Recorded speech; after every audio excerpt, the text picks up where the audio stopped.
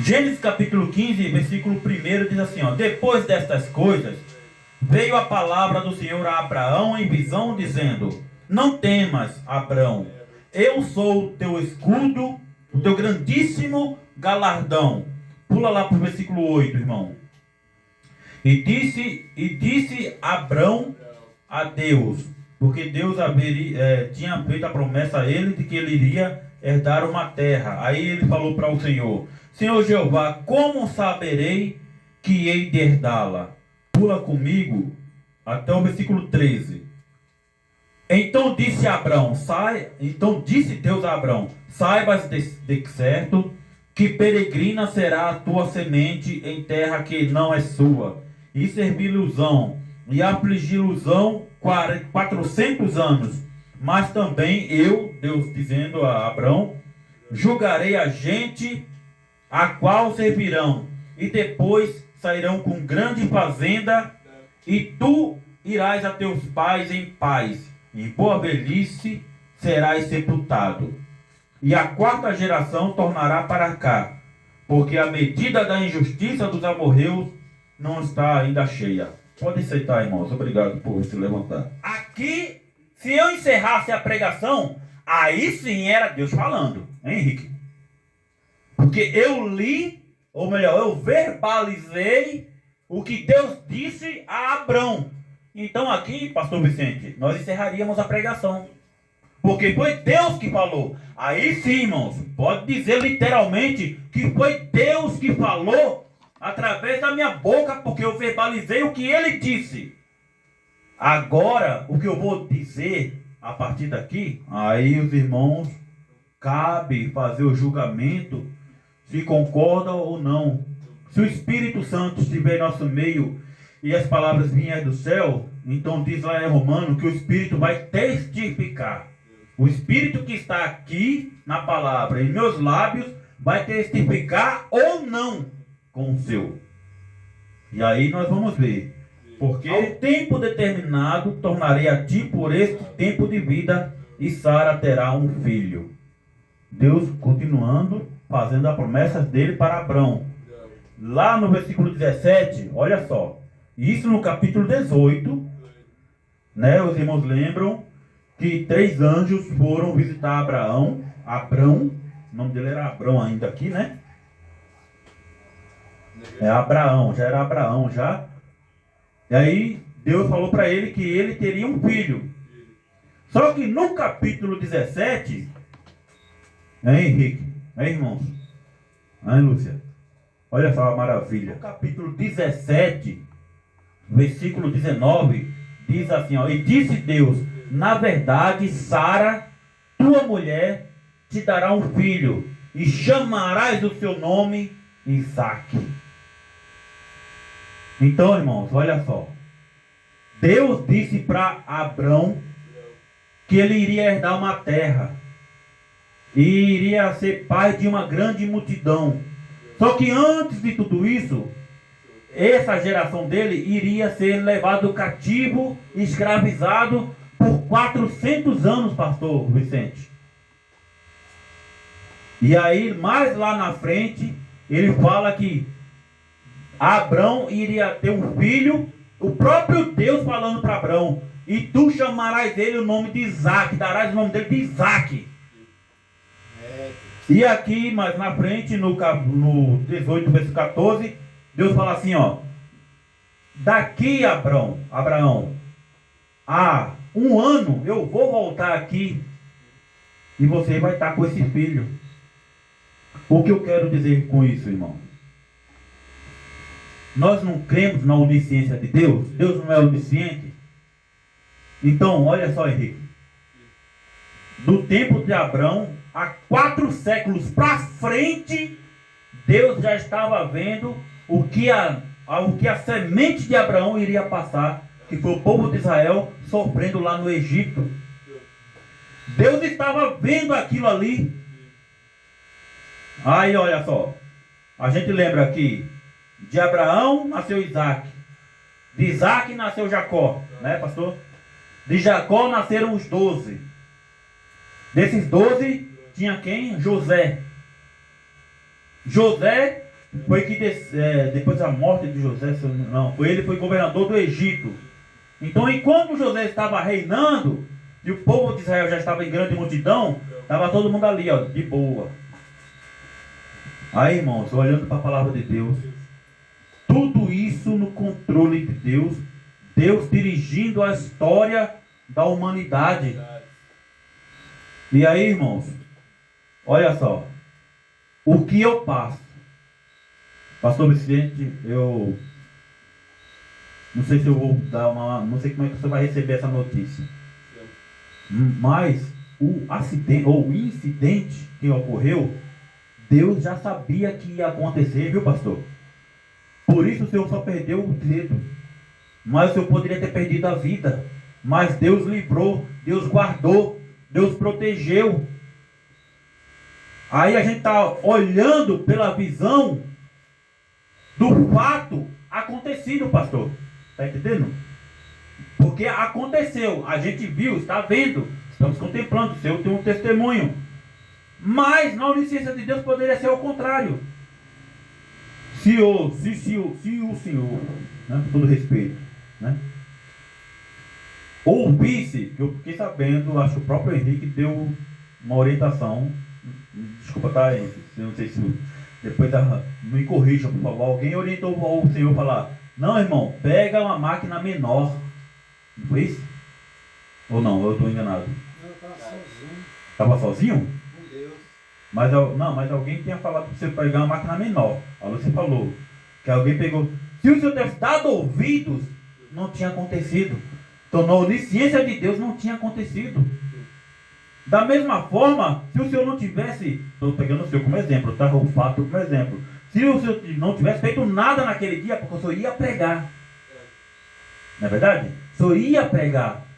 Se o senhor não tivesse feito nada, somente, todo respeito, eu estou pegando o senhor como exemplo, não se ofenda, pelo amor de Deus.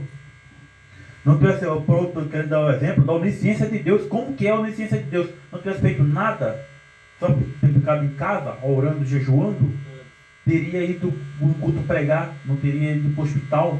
Você está entendendo? Na onisciência de Deus, Henrique, compreendendo como que é as coisas? O problema, irmãos, é que a gente olha pelo fato acontecido e esquece de como que seria a onisciência de Deus nas nossas vidas. Que nem, vou pegar agora eu como exemplo, né? Vim de Recife, para conhecer essa besta aí, ó. Né? Vim de Recife, há tantos anos orando, esperando no Senhor, e valeu a pena, hein? Valeu a pena, né? Da mesma forma, aí eu quero pregar os irmãos, o exemplo dos irmãos aqui presentes. O que você e eu estamos passando, irmão, a gente tem que confiar nesta, não na palavra do Genival, é nesta palavra aqui, ó. Nesta palavra, antes de Isaac nascer, Deus já tinha batizado aquele menino. E se Deus tinha batizado aquele menino como o nome de Isaac, significa então que a gestação de Sara seria uma bênção. Glória a Deus. E Deus falou que a geração, a multidão da qual Abraão seria pai, seria escravizado por 400 anos, mas ele iria descer e julgar aquela nação. E o que aconteceu com o povo, com o Faraó? Foi julgado no Mar Vermelho. Por quê? Não diz a palavra de Deus? Ai daquele que toca na menina dos meus olhos. E o povo de Israel era a menina dos olhos de Deus. A gente sabe disso por quê? Porque está escrito em Salmos. Mas no Gênesis, ainda Deus não tinha revelado. A mesma coisa é as nossas vidas, irmãos. Se a gente, eu e você, nós sabemos bem disso, que se a gente, o pastor acabou de cantar aqui, se eu ouvir e obedecer, comerei o melhor desta terra. É uma promessa. É uma promessa, irmão. Se a gente obedecer à voz de Deus, a gente não vai estar livre de doença, pastor. Se a gente obedecer, a gente não vai ser livre de sofrer um acidente, de ser acometido por uma doença. Não vamos. Porque afinal de contas, diz a palavra de Deus que Elias era um homem. E ele orou 3 vezes, orou, acho que não teve chuva. Aí orou de novo, a chuva veio. Significando o que com isso? Que todos nós, apesar de sermos filhos e sendo filhos obedientes, a gente está sujeito à bala perdida. Você está sujeito a ser atropelado. Mas Deus está no controle de todas as coisas, irmão. A igreja primitiva precisaria, irmão. Precisaria a igreja primitiva ser lançados vivos na cova dos leões para ser traçalhado pelos leões? A igreja primitiva precisaria os homens lá, os imperadores, os perseguidores, amarrarem mãos e pés e jogarem nos rios para morrerem afogados, serem cobertos de, acho que de material que pega fogo, para colocar fogo, para eles queimarem vivos. Precisaria disso. Deus não estava ali, Deus não estava a contemplar eles, Deus não estava no controle daquele negócio ali? Sim, estava, porque a palavra de Deus diz que quando alguém mata um servo de Deus, ele está fazendo um favor para o reino. Porque quem morre em Cristo não morre, vive. A nossa vida não é aqui, como diz a canção do Voz da Verdade, é apenas um sonho que a gente está vivendo, irmão. A diferença do nosso sonho quando a gente está dormindo, né? Não sei se os irmãos já tiveram aquele sonho maravilhoso, aí acordou e queria voltar para o sonho e não tem como voltar mais. Você já passou por isso, Henrique? Aquele sonho maravilhoso, de repente você acorda, aí era só um sonho, tenta dormir para voltar para o sonho, não acabou, não volta mais.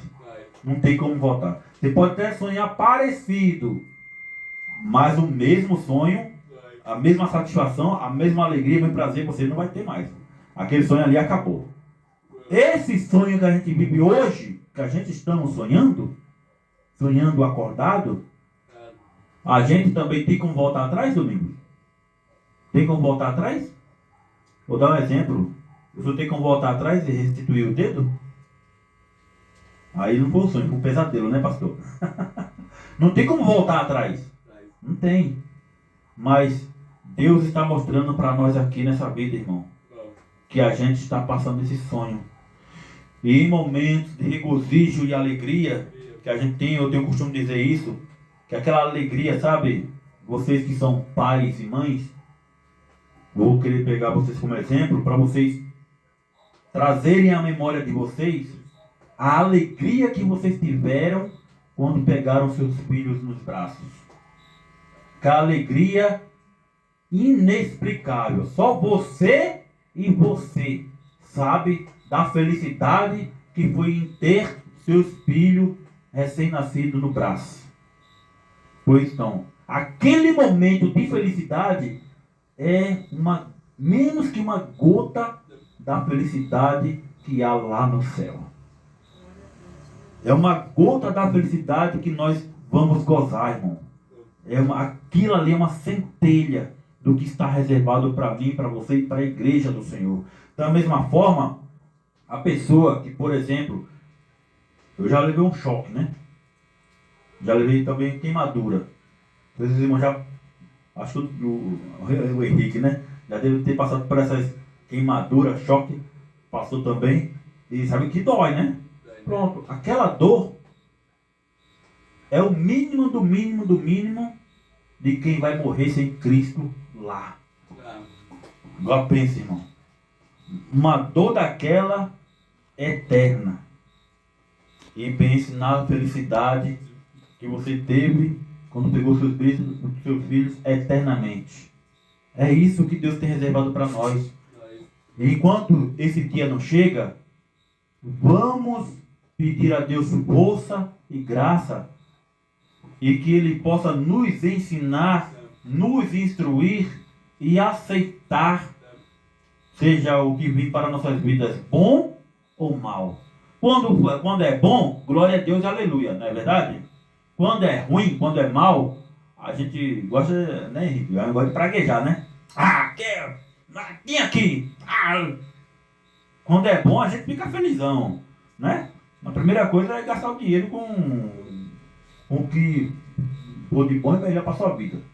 Agora, quando não dá certo, né? Quando não dá certo, às vezes até o cachorro paga o pato. Até o cachorro paga o pato, né? Quando não dá certo. Mas que em nome de Jesus a gente possa, então, irmãos, trazer essa palavra em mente. Antes de Isaac nascer, Deus já tinha dado o nome dele. Antes de Isaac nascer, Deus, 1 ano antes, Deus voltou para Abraão para confirmar: olha, eu vou te dar. Porque, irmãos, veja só. Até o versículo 17, a Bíblia fala, eu não sei como é que Abraão ouvia ou recebia essa mensagem de que ele seria pai de várias nações e teria um filho. Mas Deus fez questão dele pessoalmente descer, ir na casa de Abraão e dizer para ele: Abraão, tu vai ter um filho, eu vou te dar um filho. Ele foi pessoalmente dar recado a Abraão, ao ponto da mulher rir. E aí Deus fala para eles dois: haveria alguma coisa impossível para mim? Ou haveria alguma coisa impossível para Deus? E em 1 ano estava Sara com Isaac nos braços.